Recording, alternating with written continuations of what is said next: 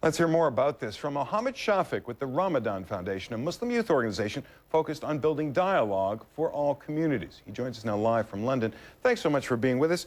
Let me take it for granted that your entire community expresses its condemnation and revulsion of these crimes. Let's not even bother with that. No normal person could be in favor of this kind of conduct. What Jack Straw is saying is something more. He's saying there is a particular problem inside the community of Britons of Pakistani heritage. Is he right?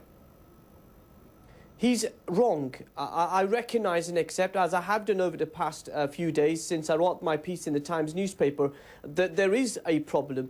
65 recent convictions, of which 53 were British Pakistani. So there is a problem, and I accept that there is a problem. There's a perception that white girls are less valuable, have less morals than Asian girls, and so that is an issue.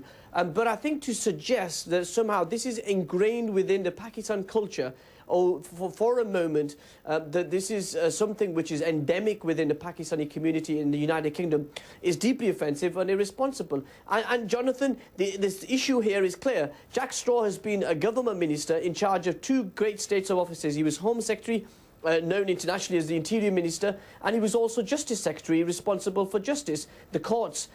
In 13 years of government, he was never able to raise this issue at all. And suddenly now, when there's an uproar within the community, when there's a debate about people being convicted, he jumps up and jumps on that bandwagon. I think that's deeply irresponsible on his part. Forgive me for interrupting. I don't think the timing of it really speaks to the truth or falsity of his remarks, but let me allude to something you just passed over very quickly. University College London's own study from its Jill Dando Institute of Security and Crime Science, the numbers that they found were startling, and you quoted them in passing. Of the cases that they looked at, 17 court cases of gangs of men grooming young women for sex or sexual assault, what they found that of those convicted, 56 men, well, 3 of them were white, 53 were Asian, and of those, 50 were Muslim, a majority of them members of the British Pakistani community. So, if it's wrong to point to the community as having some kind of endemic problem, what is the problem? The numbers are startling.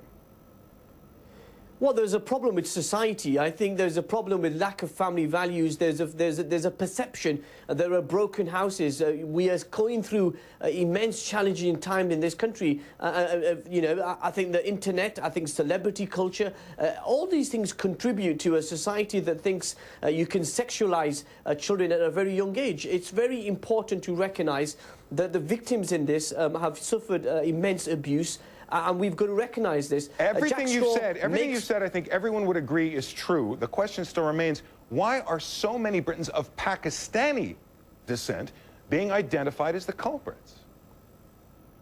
Well, I think many of these people, I mean, look, it's not, Jonathan, it's not cultural, it's not religious. There is no culture, there's no religion in this world that encourages this type of behaviour. It's a criminal matter. These are criminal gangs. They don't use religion, they don't use their culture. It's not something which they're taught to when they're growing up, as some claim. But these are criminal gangs who want quick sexual satisfaction. They want to make quick money, and that's all it is. Well, I think, let me jump in then on that thought. The police are responsible for finding criminal gangs, arresting their members, prosecuting their crimes. The police should be approaching this in a way that has nothing to do with race and ethnicity. No, what should the Pakistani community be doing? Jonathan, can I just say, I really have to say this. 2 years ago, when I raised this issue for the first time, I did say there was a perception that the police were not dealing with this openly because of a threat of being accused of being racist. And actually, we've seen a sudden change in the last 2 years.